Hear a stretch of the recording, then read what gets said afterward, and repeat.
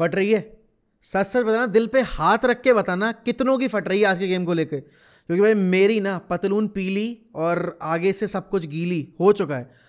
क्योंकि कल भाई जापान ने ऑलमोस्ट क्रोएशिया को बाहर कर दिया, और जिस तरह की न्यूज़ सर्कुलेट हो रही है ना रोनाल्डो के रिगार्डिंग, सैंटोस के रिगार्डिंग, ऑलरेडी इतनी ज़्यादा नेगेटिविटी हो चुकी है। कल भाई न्यूज़ मीडिया ने रिपोर्ट करना शुरू कर दिया कि रोनाल्डो ने already terms and conditions agree कर लिए हैं सऊदी के क्लब के साथ, और ही इज़ लीविंग यूरोप, और ऐसा और वैसा। लेकिन इस सब के बीच में यार आज के गेम की इंपॉर्टेंस बहुत ज़्यादा इसलिए भी है क्योंकि आप देख रहे हो कि जितनी टीमों से उम्मीद लगाई जा रही है वो सब आगे क्वालिफाई करके जा रही हैं। अगर पोर्चुगल आज के गेम में क्वालिफाई नहीं करेगी तो एक बहुत बड़ा लेट डाउन होगा। उन्होंने अभी तक अपनी परफॉर्मेंसेस में ज़्यादा कुछ इंप्रूवमेंट दिखाया नहीं है, और हमने खासकर साउथ कोरिया वाले गेम में देख लिया कि पोर्चुगल इतनी फ्लुएंट है नहीं, इतनी एक्चुअली मैं क्या कहूँ स्ट्रॉन्ग है नहीं बिना उनके की प्लेयर्स के कि वो सस्टेन कर पाएँ।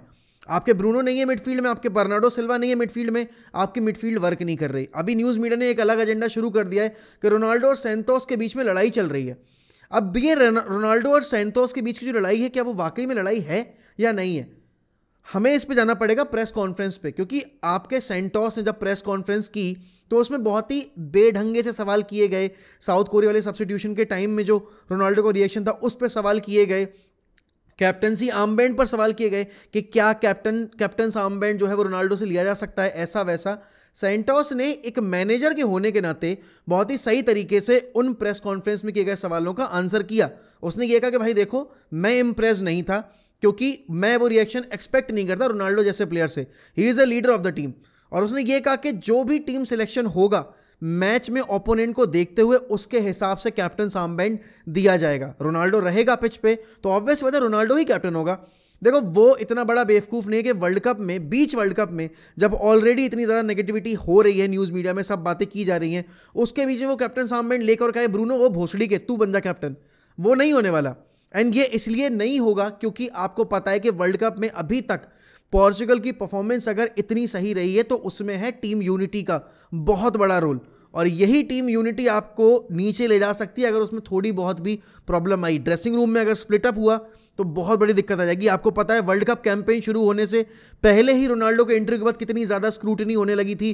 रोनाल्डो और ब्रूनो के बीच के रिलेशनशिप अच्छे नहीं है, कैंसेलो और रोनाल्डो के बीच के रिलेशनशिप अच्छे नहीं है, जॉ फिलिक्स और रोनाल्डो के बीच के रिलेशनशिप अच्छे नहीं है। तो it is always about Cristiano Ronaldo, और एक बार फिर रोनाल्डो को उनके मैनेजर के अगेंस्ट लाके खड़ा कर दिया जा रहा है, वो भी बेमतलब में, वो भी बिकॉज सिर्फ एक रिएक्शन की वजह से। क्या रोनाल्डो जब मैड्रिड में थे तब उन्होंने जब सब्स्टिट्यूट हुए थे तब ऐसे रिएक्शन नहीं दिए थे क्या? दिए थे। या यूवेंटस में थे तब नहीं दिए थे? दिए थे। या यूनाइटेड में थे तब नहीं दिए थे? दिए थे। This is not the first time that Ronaldo has reacted in a manner जो कि किसी एक मैनेजर को ऑफेंड करेगा। बट अगर आप भी मेरी तरह इन सारी न्यूज़ को कंज्यूम करना चाहते हैं, इनके बारे में डीपली जानना चाहते हैं, पढ़ना चाहते हैं, और आप ट्रांसफर न्यूज़ के रिगार्डिंग भाई वर्ल्ड कप में जो अच्छा प्लेयर परफॉर्म कर रहा है वो क्या आपके क्लब से लिंक्ड है उसके बारे में जानना चाहते हैं, आप मैच डे रिपोर्ट पढ़ना चाहते हैं या फिर प्रीवियस 5 साल के रिकॉर्ड के बारे में वर्ल्ड कप मैचेस के पढ़ना और जानना चाहते हैं, तो आप डाउनलोड करें वन फुटबॉल एप्लीकेशन, क्योंकि उस पर हर एक चीज़ अवेलेबल है। चाहे वो ट्रांसफर रूमर हो, चाहे वो इन सारी न्यूज़ के रिगार्डिंग अपडेट्स हो, चाहे वो रोनाल्डो के फ्यूचर के रिगार्डिंग अपडेट्स हो, मेसी के फ्यूचर के रिगार्डिंग अपडेट्स हो, या फिर कोडी गैकपो टू यूनाइटेड के बारे में कोई अपडेट हो, वो सारी चीज़ें आपको वन फुटबॉल एप्लीकेशन पे मिलेंगी। तो without wasting any time head over to the link given in description, download the one football app now, and that is absolutely free of cost. तो भाई आज खेलना है पोर्चुगल का स्विट्जरलैंड के अगेंस्ट, और स्विट्जरलैंड अपनी ग्रुप में बहुत ही अच्छी फुटबॉल खेल कर आई है। उन्होंने ब्राजील तक को काफ़ी टाइम रोक के रखा था, और अगर वो कैसेमीरो का गोल नहीं आता तो वो ड्रॉ निकाल ही ले जाते हैं। एंड हम सबको पता है कि पोर्चुगल कितना स्ट्रगल की थी उरुग्वे के अगेंस्ट, उस तरह से नहीं, डिफेंसिवली उन्होंने फिजिकली बुली किया था, और इनके पास वो फॉरवर्ड्स भी हैं जो इनको बुली कर सकते हैं पोर्चुगल को, और मिडफील्ड में भी इनके पास वो प्रेजेंस है। आपने देखा कि पिछले गेम में शकीरी को जब इंक्लूड किया गया तो स्विट्जरलैंड की टीम का पूरा डायमेंशन ही चेंज हो गया। एंड अगर मैं पोर्चुगल की बात करूं, पोर्चुगल में अभी तक फॉरवर्ड लाइन में वो फ्लूइडिटी नहीं दिखी है, डिफेंस लाइन बहुत शेकी दिखी है आपकी। चाहे आप पहले गेम की बात करो घाना के against, Cancelo on the left is much better than Cancelo on the right, तो कैंसेलो की पोजीशन भी डिसाइड करेगी कि भाई मैच का जो मोमेंटम है वो किसकी तरफ जा सकता है। क्योंकि अभी तक वर्ल्ड कप में हमने जितनी बार भी कैंसेलो को राइट पे ऑपरेट करते देखा है, ही हैजंट लुक्ड गुड। डेलो की पिछले गेम की परफॉर्मेंस के बेसिस पर you can't bench Diego Delo. And सिर्फ पिछले गेम की बेसिस पे नहीं, आप अगर देखोगे फ्रेंडलीज जो नेशंस लीग में खेले गए थे, जिन मैचेस में डिएगो डेलो को मौका दिया गया, डिएगो डेलो ने अपना काम करके दिखाया था। यूनाइटेड में भी परफॉर्मेंस उनकी बहुत सही चल रही है। ऑल्सो विलियम कवायो को कितनी भी गाली दे लो, कुछ भी कर लो भाई, विलियम कवायो वॉज द की। आप क्यों उरुग्वे के अगेंस्ट, या फिर आप ये कहूं मैं कि आप अगर पहले गेम में घाना के अगेंस्ट गोल स्कोर कर पाए, तो उसकी वजह वॉज विलियम कवायो। मुझे पसंद नहीं उतना, बट अगर if he is actually working well in that system, then why not him. बात आती है रूबेन नेवेस की, तो ऑब्वियस सी बात है भाई, रूबेन नेवेस और उनका ही डबल पिवट चलेगा। आगे अप टॉप आपके नंबर 10 पोजीशन पे ब्रूनो फर्नांडिस खेलेंगे, राइट विंग पे आपके खेलेंगे आपके Bernardo Silva, left wing Rafael Leao. सब भाई गवाही देंगे कि भाई नहीं, राफेल लियो खिलाओ, राफेल लियो खिलाओ। I think I would not start Rafael Leao, because Rafael Leao की परफॉर्मेंस जिस गेम में उनको मौका मिला है बहुत हॉट एंड कोल्ड रही है। खासकर उरुग्वे वाले गेम में उन्होंने बहुत ही लेथर्जिक परफॉर्मेंस दी थी। एंड जॉ फिलिक्स ने इतना कुछ गलत किया नहीं है कि आप उनको किस बेसिस पर बेंच करोगे। एंड एक प्लेयर जो मोमेंटम कैरी करके आ रहा है, जो अच्छी परफॉर्मेंस देकर आ रहा है, आप उसको बेंच नहीं कर सकते। बात आती है रोनाल्डो की। यहां पे थोड़ा सा टॉपिक ऑफ डिबेट ये होने वाला है कि क्या रोनाल्डो को बेंच से यूज करना ज़्यादा सही रहेगा। मेरे हिसाब से नहीं। बहुत सारे लोग कहेंगे कि बट रोनाल्डो ने एक ही गोल स्कोर किया, he is not contributing that much. But Uruguay वाले गेम में हमें वो डिफरेंस देखने को मिला था कि जब क्वालिटी होती है उसके अराउंड, तो वो कितना ज़्यादा इनपुट दे सकता है। और ऑब्वियसली जब रोनाल्डो पिच पर है, तो सामने वाली टीम के बैक ऑफ द माइंड हमेशा ये चलता रहता है, अरे यार he can score the goal from anywhere, although is not scoring, but he can score the goal from anywhere. Defence line में अगर मैं बात करूं, आपके पास राफेल गरेरो है, लेकिन मैं चाहता हूं कि आप जाओ कैंसेलो को लेफ्ट पे खिलाओ, क्योंकि आपकी जो अटैकिंग फ्रंट में इनपुट देगा आपका जाओ कैंसेलो, वो आपका राफेल गरेरो नहीं देगा। डिफेंसिवली लेफ्ट बैक पर ज्यादा सॉलिड है जाओ कैंसेलो। और अब यहां बात आती है कि रूबेन डियास और पेपे की जोड़ी खेलेगी या एंटोनियो सिल्वा और पेपे की जोड़ी खेलेगी। तो देखो यार, you can't bench Ruben Dias, you can't bench पेपे।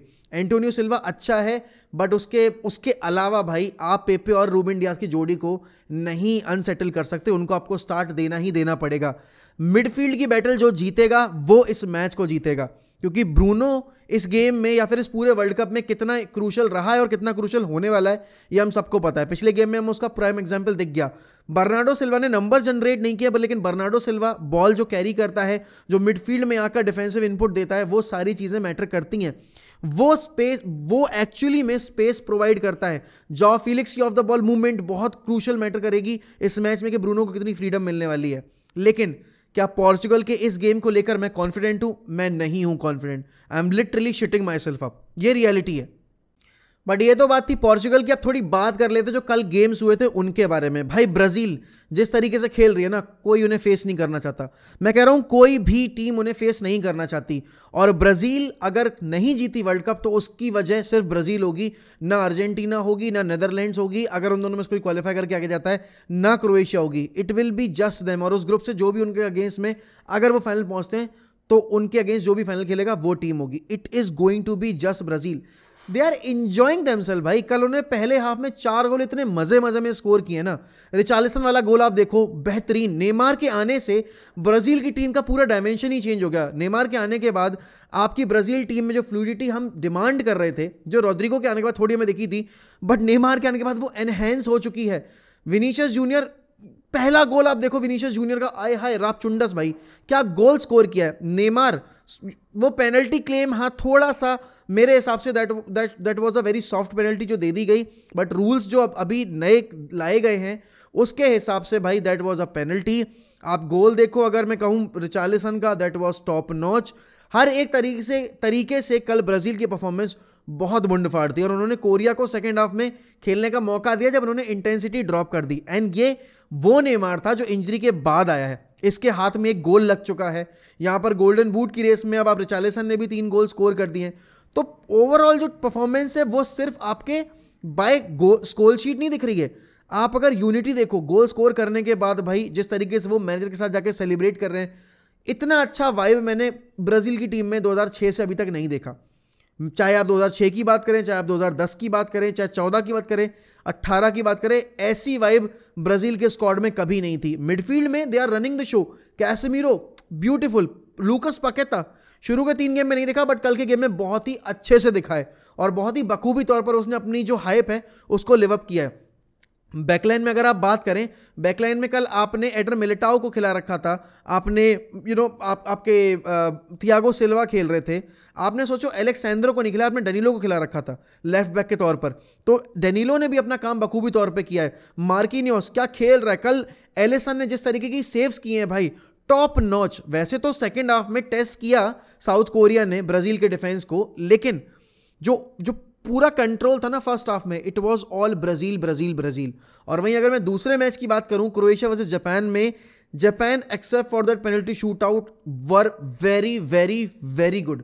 और इस तरह की अपसेट में नहीं चाहता कि हो आज के पोर्चुगल वाले गेम में, क्योंकि क्रोएशिया पेनल्टीज में जाने से पहले दे वर एक्चुअली बहुत ही शेकी लग रहे थे वो।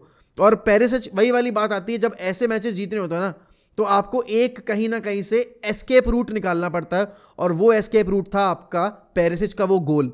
और उसके बाद से क्रोएशिया थोड़ी थोड़ी गेम में आने लगी। लेकिन यार Japan, hats off to the dedication, they played very brave football. उन्होंने क्रोएशिया को बैकफुट पे रख रखा था जब तक उन्होंने गोल स्कोर नहीं किया था। पेनल्टी शूटआउट के लिए वो प्रिपेयर करके नहीं आते। पेनल्टी शूटआउट में बहुत ही गंदी पेनल्टी ली जापान के सारे प्लेयर्स ने, and I was not expecting कि इतना वन साइडेड कर देंगे वो क्रोएशिया के लिए। लेकिन अब क्रोएशिया वर्सेस जब ब्राजील होगा तो अब मुझे ये देखने कि क्रोएशिया कितनी देर तक सस्टेन कर पाती है ब्राजील के इस अटैक को। और आज दूसरा गेम भी है, मोरक्को वर्सेस स्पेन। भाई इस गेम में अगर स्पेन पिछले 2 गेम की तरह ही खेलेगी ना, अगर वो वेस्टफुल रहेंगे, वो चांसेस क्रिएट नहीं करेंगे, वो सिर्फ पोजेशन पे ध्यान देंगे, Morocco on the counter can hurt them and can hurt them really badly. और क्योंकि उनके पास वो टैलेंट है, तो भाई स्पेन को बहुत ही शातिर रहना पड़ेगा। और देखो यार, मैंने कल भी ये चीज़ बोली थी, मैं आज भी ये चीज़ बोल रहा हूँ, इस टूर्नामेंट में जितनी अपसेट देखनी थी या जितनी अपसेट मैं डिमांड कर रहा था वो अपसेट मैंने देख ली। अब मैं और ज़्यादा अपसेट डिमांड नहीं कर रहा, मुझे चाहिए नहीं है।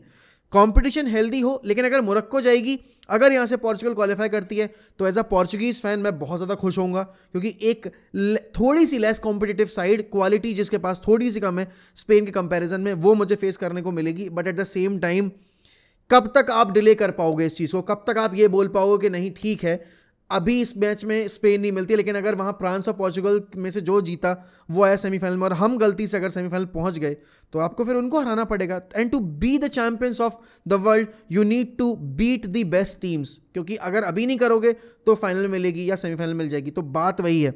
लेकिन यार आप लोग बताओ कमेंट सेक्शन में कि आपके हिसाब से क्या टीम सिलेक्शन होना चाहिए पोर्चुगल का, और आपके हिसाब से क्या रिजल्ट आप एक्सपेक्ट कर रहे हो आज के गेम में। ऑल्सो स्पेन के गेम को लेकर आपका क्या ओपिनियन है वो बताइए मुझे कमेंट सेक्शन में।